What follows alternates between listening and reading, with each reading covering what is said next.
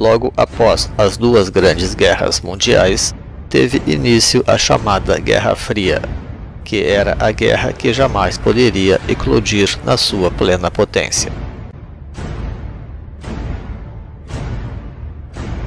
Mesmo assim, o mundo começava a correr na direção do apocalipse, de uma forma ou de outra.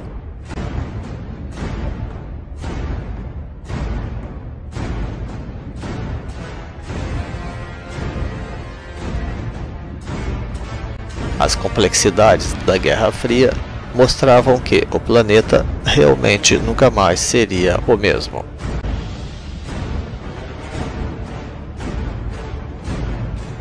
Forças meramente humanas não poderiam mais dar conta das coisas. O primeiro apogeu da Guerra Fria, em 1962, serviu de carta de nascimento ao movimento hippie.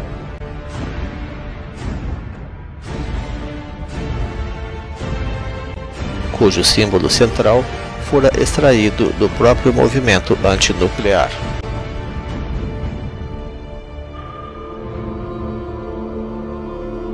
Esta geração despertara, pois, sob o risco iminente de uma guerra nuclear, no primeiro grande pico da Guerra Fria, na ocasião da crise dos mísseis de Cuba.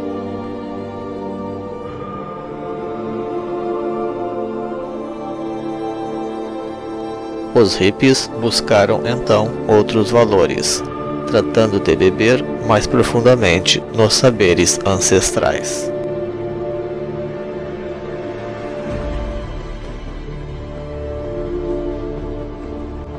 Este primeiro momento de nova consciência teve maior expressão no hemisfério norte.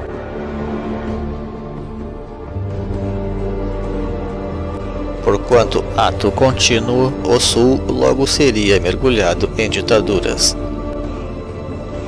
Porém, 2 décadas se passaram e a ditadura permanecia firme no Brasil. A nação não tolerava mais tanta restrição de liberdade. Toda uma geração havia nascido à sombra da tirania e agora desejava mudanças. Contudo, a década de 80 ainda veria um recrudescimento da Guerra Fria. Os protestos eclodem no Brasil. Mas a contracultura também amadurece como movimento paralelo, e este seria o caldo de cultura que veria nascer as novas profecias.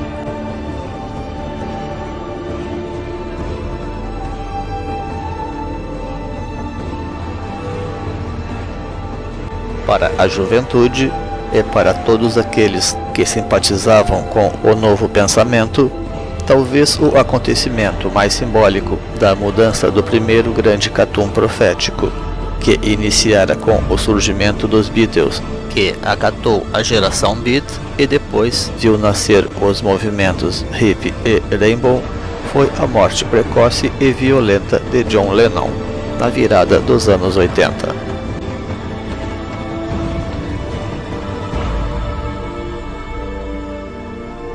Este fato anunciava um sério agravamento das coisas, e as pessoas que amavam aqueles ícones se sentiram verdadeiramente órfãos, talvez mais ainda do que quando Lennon anunciou que o sonho havia acabado.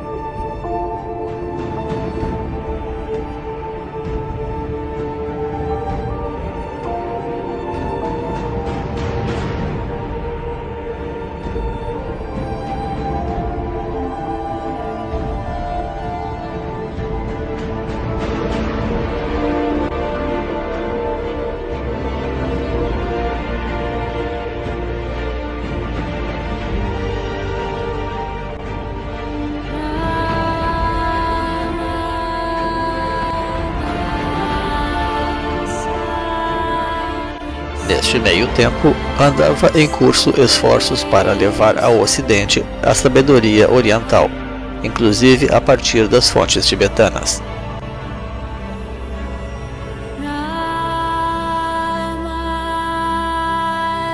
muita coisa acabou centralizada na sociedade teosófica, espiritualmente inspirada pela Fraternidade Branca, que teria a sua sede nos Himalaias.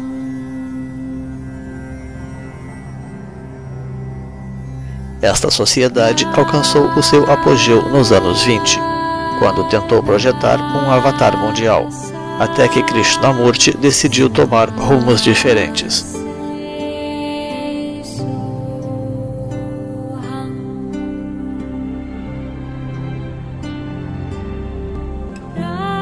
O trabalho dos mestres não terminou todavia com isto, buscando sempre canais idôneos e não comprometidos com a falsidade.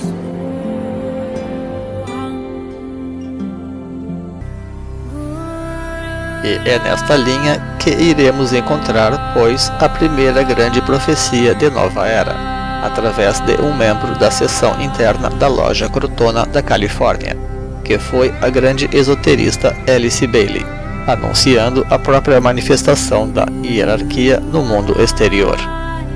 E a partir dali ocorreu um fluxo contínuo de profecias e de iniciativas de nova era, que teve as suas origens nas gerações daquele período anunciado, que foi a transição dos anos 80, da chamada geração pós-hippie.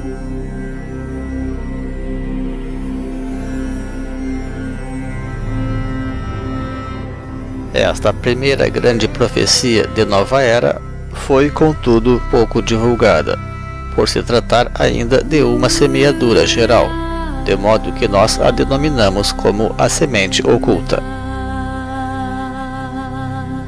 Trata-se, então, do anúncio por Alice Bailey da manifestação da hierarquia, e especialmente do Cristo, em torno de 1980.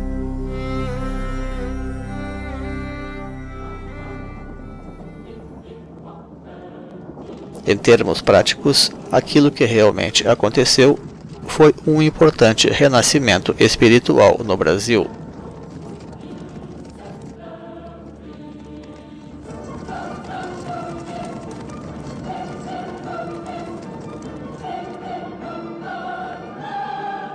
Uma verdadeira demanda pelo Santo Graal, portanto, e que ainda segue dando os seus frutos.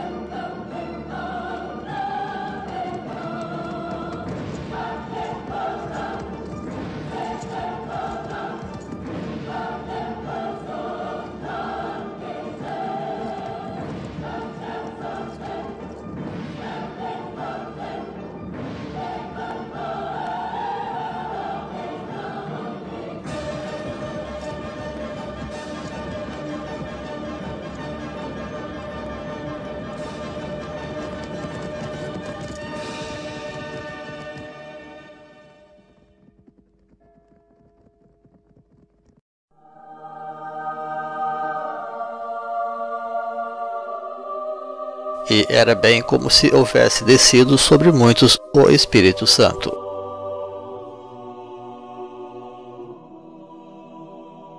Numa espécie de batismo cósmico, e muitos foram reorientados em suas vidas, preparando os caminhos de uma nova era.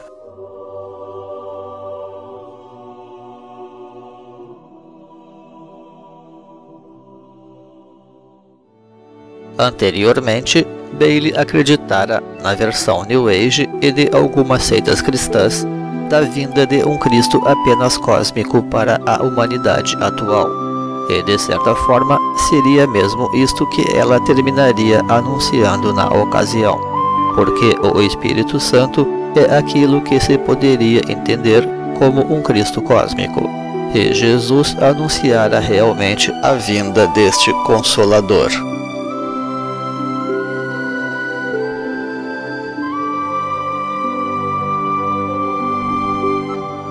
Porém apenas como precursor. Mais tarde, a amanuense veio a compreender a necessidade da manifestação da hierarquia, e neste caso, tudo isto também se combina na data em questão, como um momento de iniciação coletiva que oportunamente daria os seus frutos mais nobres.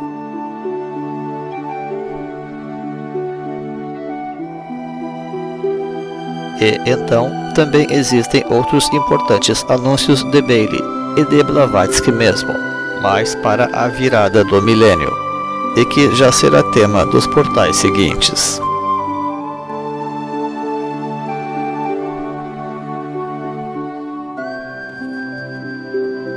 De forma mais explícita, haviam também conhecidas profecias locais, voltadas especialmente para a subida das águas.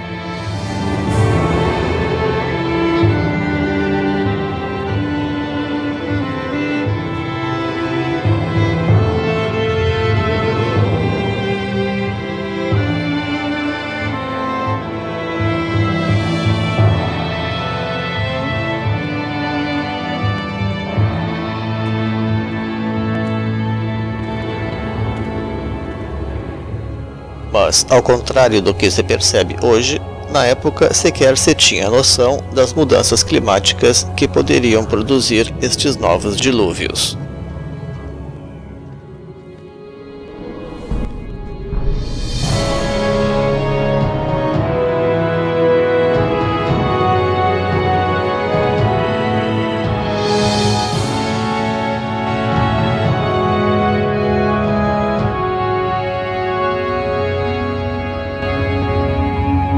De qualquer modo, o tema calava fundo na alma de muitos, e cumpria a função imediata de conduzir a juventude para regiões mais elevadas do país, realizando uma função social de centralização geográfica em prol de um novo modelo de cultura.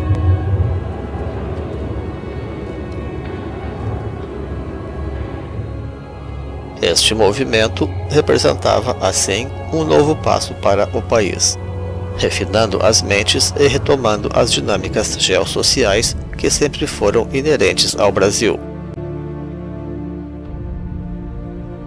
desafiando, assim, a estagnação que a ditadura procurava impor à nação, através da manutenção do status quo atrofiado dos grandes centros do Sudeste, e que atualmente começam a entrar em crises em função das mudanças climáticas e das alterações que o próprio ser humano tem produzido no meio ambiente.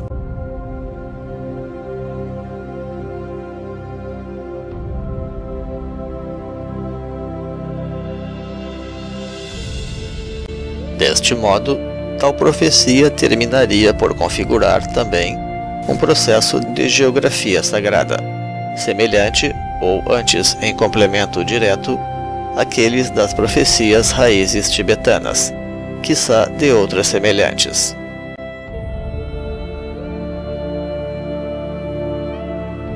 Realizamos uma série de vídeos e entrevistas para retratar o período, sob o título geral de Rumo ao Sol, nome de um dos movimentos mais representativos da época.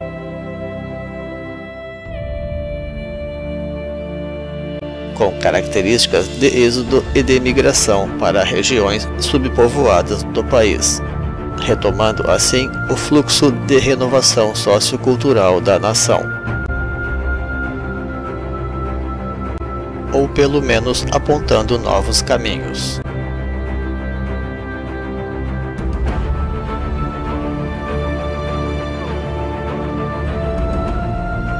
Pois esta ascensão territorial ao Planalto Central possuía também um simbolismo de encontro de uma terra prometida após um êxodo,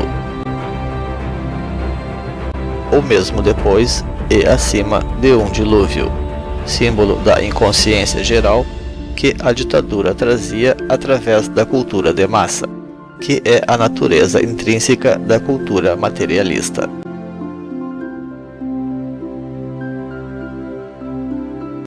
O passo seguinte seria implantar as novas colônias, para oportunamente se fundar uma nova civilização. E a hierarquia trataria de revelar todas estas possibilidades ao longo dos sucessivos portais.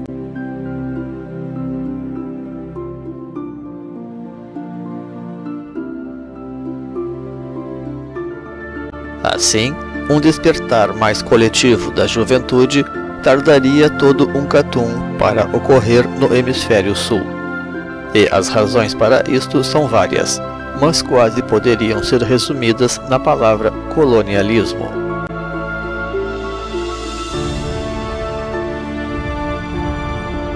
Vale lembrar que o despertar hippie ocorreu em meio à Guerra Fria, período em que o Brasil foi jogado aos leões da ditadura por todo um catum. Além da censura institucional e econômica, havia outra fundada no conservadorismo. Um dos símbolos desta censura tácita é que o grande clássico On the Road, de Jack Kerouac, apenas seria publicado no Brasil no tardio ano de 2004.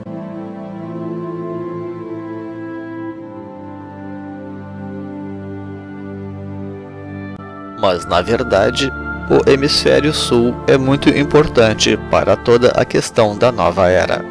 O chamado subcontinente americano corresponde à 7ª sub-raça ária na teosofia, ou, se preferir, está alinhado ao 7º milênio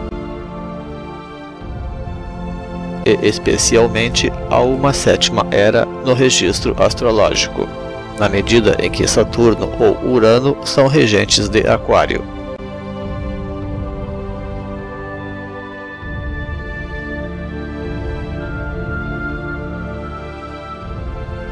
Em função do isolamento cultural e da precariedade das comunicações da época, as informações dependiam em boa parte dos viajantes que traziam ou iam buscar as coisas.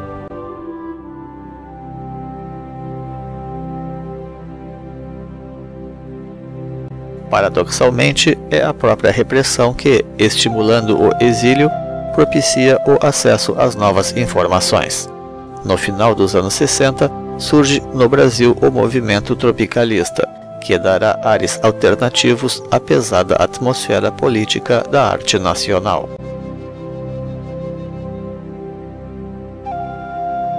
Logo aparecem os Novos Baianos, e depois que Gil e Caetano regressam do seu alto exílio na virada dos anos 70, a cultura hippie começa a se manifestar no país.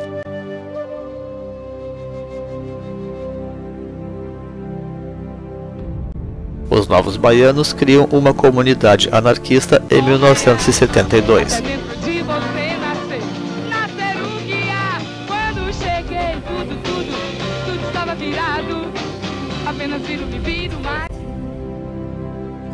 E o viajante sulista Edgar Ivo Miller Jr. cria em 1975, no estado do Mato Grosso, a pioneira Comunicampo, que se tornará o primeiro grande laboratório comunitário alternativo para muitos.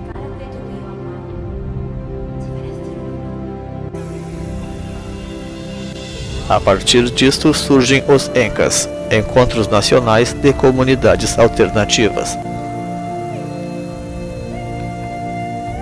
com o importante apoio inicial de vários grupos místicos com extensão rural, como a Antroposofia, a Igreja Expectante e a Grande Fraternidade Universal,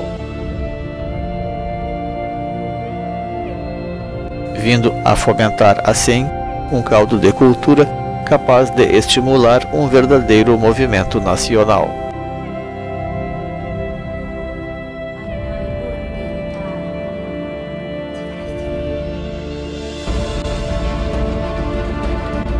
O ENCA visava dar um novo norte para os encontros Rainbow, que haviam praticamente se limitado a realizar os seus encontros anuais. Estes encontros buscavam já depurar os ideais hippies de viver os excessos, segundo vimos no vídeo anterior desta série. Mas também ali os desvios logo começaram.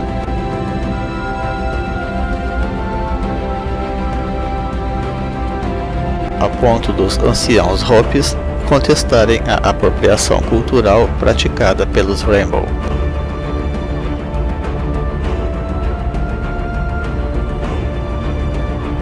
O ideal estratégico da deserção necessitaria ser completado por objetivos positivos, claros e inclusivos de um novo modo de vida. E como isto raramente acontecia, o movimento Rainbow terminou por fortalecer certa tendência de encontros mais voltados para pessoas urbanas em busca de experiências fugazes e confraternizações superficiais.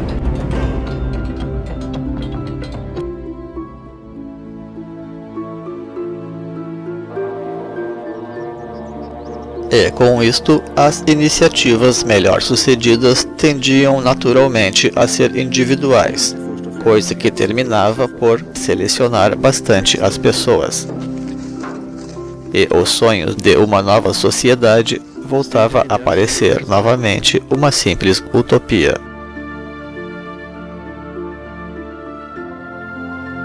O enfoque rural dos Incas visava, porém, outorgar um caráter social e econômico aos movimentos Rainbow, através do resgate da comunidade rural.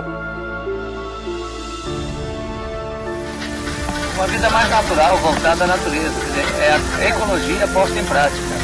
Que hoje em dia espiritual, mais conscientizada, porque hoje em dia a gente vê muita gente falando dos gabinetes de ecologia. É muito fácil falar da Amazônia, falar da preservação da natureza, sentado num escritório com ar-condicionado, que já é antiecológico. Então, a vida alternativa é uma vida ecológica vivida no dia a dia. Mas se pretendeu ir ainda além.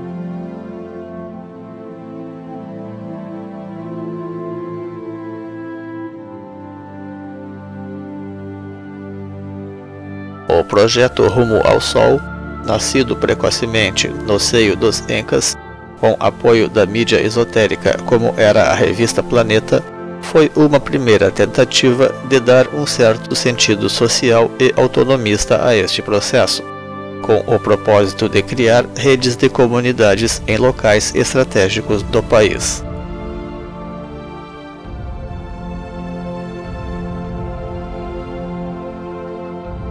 E este seria um avanço importante em relação aos movimentos Rainbow anteriores, e mesmo quanto às propostas dos próprios Incas, que mantinham ainda as comunidades excessivamente isoladas, em função da grande extensão do país.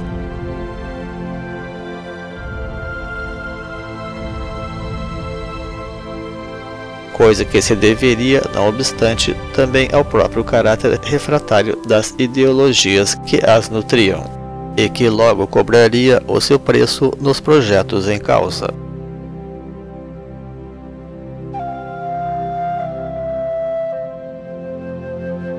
Neste momento, começa então um esforço comunitário pioneiro em Alto Paraíso e em outras regiões do país.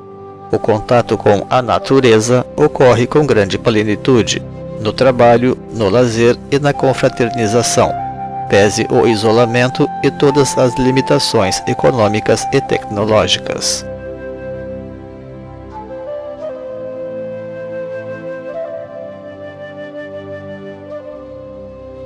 Particularmente, nós também participamos destes esforços iniciais, atendendo a um chamamento interno dos mestres e daquela geração, dando, porém, ênfase para a vivência em ashrams espirituais e sob leis de geografia sagrada de alcance hemisférico.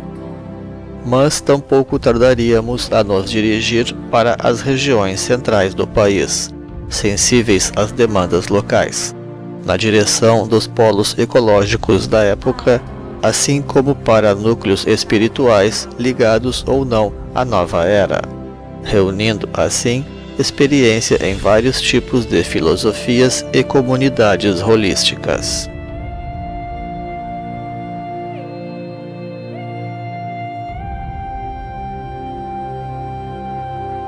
E então, temos reunido neste portal profético muitos elementos que indicam a esfera Yesod da árvore da vida cabalística, como a migração espiritual e a busca da fraternidade.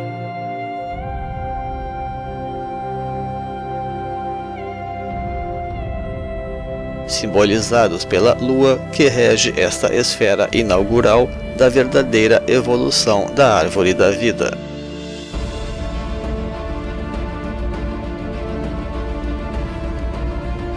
como Senhora das Águas, do batismo espiritual, dos movimentos e da sociedade humana, bases para a construção de uma personalidade humana superior.